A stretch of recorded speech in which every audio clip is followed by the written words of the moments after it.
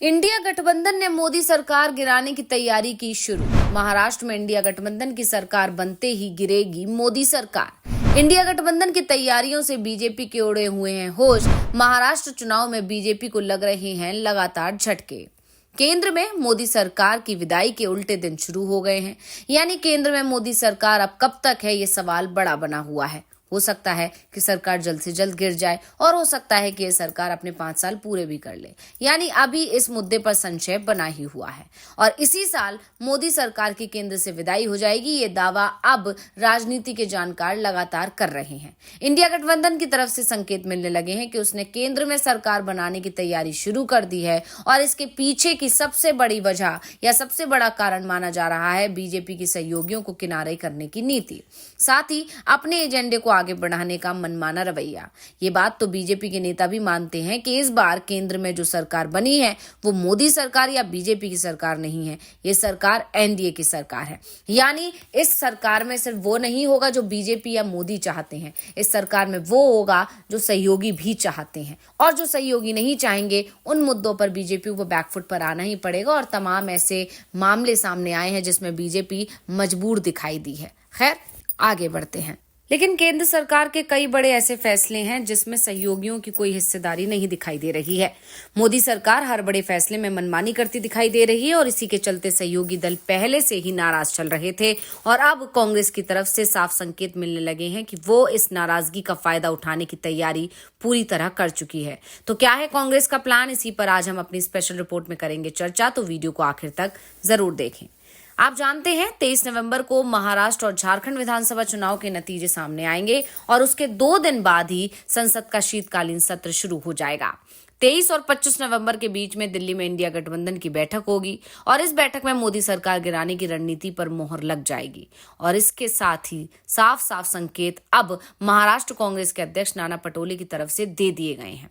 नाना पटोले ने साफ साफ कह दिया है कि अब तक हिंदू सो रहा था लेकिन अब हिंदू जाग गया है, क्योंकि बीजेपी की असलियत हिंदुओं को पता चल गई है कि बीजेपी लोगों को गुमराह कर रही है। फिर चाहे बीजेपी गाना गाए या डांस करे, लेकिन हिंदू तो अब जाग गया है। यानी हिंदू तो अब बीजेपी के झांसे में नहीं आएगा। नाना पटोले यहीं नहीं रुके, उन्होंने ये भी कहा कि महाराष्ट्र में महाविकास अघाड़ी की गठबंधन की सरकार बनेगी और दिल्ली में केंद्र सरकार गिर जाएगी। केंद्र सरकार कैसे गिरेगी, इसे लेकर भी नाना पटोले ने बड़े संकेत दे दिए हैं। उन्होंने कहा कि नीतीश कुमार को सभी लोग जानते हैं और चंद्रबाबू नायडू को भी जानते हैं। ये तो कोई नए खिलाड़ी तो है नहीं, उनकी आदतें देश की जनता को पता हैं और मुझे भी थोड़ी बहुत पता है। महाराष्ट्र में बहुमत की सत्ता परिवर्तन जब होगा, महाविकास अघाड़ी की सरकार बन जाएगी, तो देश की राजनीति में क्या होने वाला है सबको पता है। नाना पटोले से जब ये पूछा गया कि उद्धव ठाकरे को जब सीएम पद नहीं मिल रहा था तो उन्होंने 30 साल का रिश्ता तोड़ दिया था, इस बात पर नाना पटोले ने कहा कि बंद कमरे की बात ना आपको पता है और ना मुझे पता है।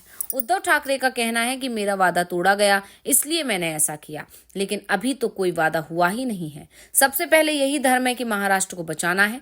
नाना पटोले ने आगे कहा कि महाराष्ट्र में 160 से 125 सीटें तक महाविकास अघाड़ी की मेजॉरिटी दिखने को मिलेगी, तो वहीं 75 से 80 सीट कांग्रेस अकेले बलबूते पर जीत सकती है। नाना पटोले के अलावा पृथ्वीराज चव्हाण ने भी दावा किया है कि नीतीश कुमार और चंद्रबाबू नायडू दोनों पहले भी कांग्रेस के साथ गठबंधन कर चुके हैं।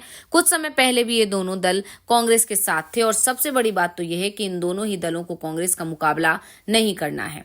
और सबसे बड़ी बात तो यह है कि नीतीश कुमार और या चंद्रबाबू नायडू दोनों विचारधारा के स्तर पर कांग्रेस के ज्यादा करीब हैं, जबकि बीजेपी की विचारधारा पूरी तरह से इन दोनों ही दलों की विचारधारा के खिलाफ है। और इस चीज को लेकर पिछले कुछ दिनों से नीतीश कुमार बार बार नाराजगी भी जाहिर करते नजर आ रहे हैं। पिछले दिनों उन्होंने एनडीए की बैठक बुलाई और उसकी बैठक में साफ साफ इशारा कर दिया कि अगर यही सब चलता रहा तो वो इंडिया के साथ जाने पे या एनडीए का साथ छोड़ने में जरा भी देरी नहीं लगाएंगे।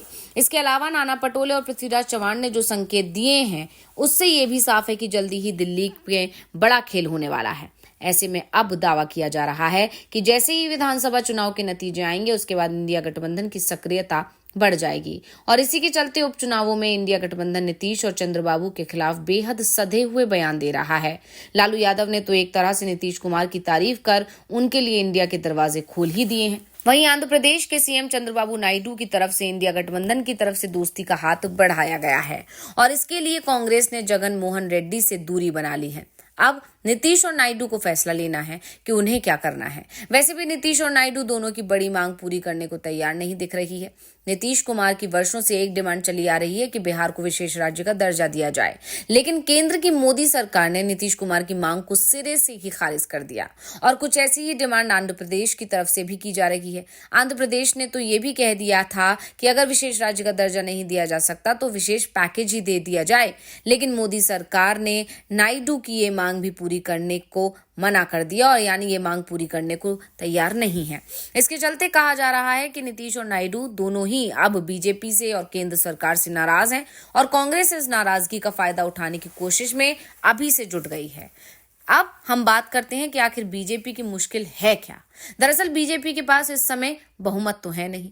इस बार लोकसभा चुनाव में बीजेपी को जबरदस्त नुकसान हुआ है। पार्टी को 543 सीटों में से सिर्फ 240 पर ही जीत मिली थी, जबकि बीजेपी का सपना था 400 पार का।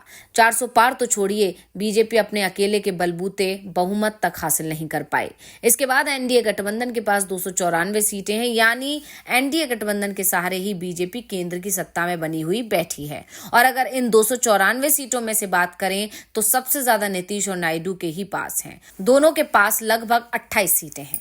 नीतीश की पार्टी जेडीयू 12 सीटें जीती थी और नायडू की टीडीपी के पास 16 सांसद हैं। अगर ये दोनों ही नेता पाला बदल जाते हैं और अगर इनके इतिहास को देखें तो माना जा रहा है कि नीतीश और नायडू कभी भी पाला बदल सकते हैं। नीतीश आधा दर्जन से ज्यादा बार पलटी मार चुके हैं, ये इतिहास सभी के सामने है। नीतीश की पलटी मारने की आदत किसी से छिपी नहीं है, जबकि चंद्रबाबू नायडू का भी इतिहास पलटी मारने का ही रहा है और ये बेहद ही दिलचस्प बात है कि दोनों ही नेता पलटी मारने में माहिर हैं। इसलिए बीजेपी के लिए आने वाला समय बेहद मुश्किल भरा होने वाला है, ऐसा दावा किया जा रहा है। दूसरी तरफ कांग्रेस, जो लोकसभा चुनाव के बाद से ही बीजेपी पर भारी पड़ती दिखाई दे रही है, उसकी तरफ से भी मोदी सरकार गिराने और इंडिया की सरकार बनाने की कोशिश लगातार चल रही है। लेकिन सबसे बड़ी बात तो ये है कि कांग्रेस की ये कोशिश तभी सफल हो पाएगी जब इंडिया गठबंधन को महाराष्ट्र में जीत मिलेगी और इसी के चलते बीजेपी ने अपनी पूरी ताकत महाराष्ट्र में झोंक दी है।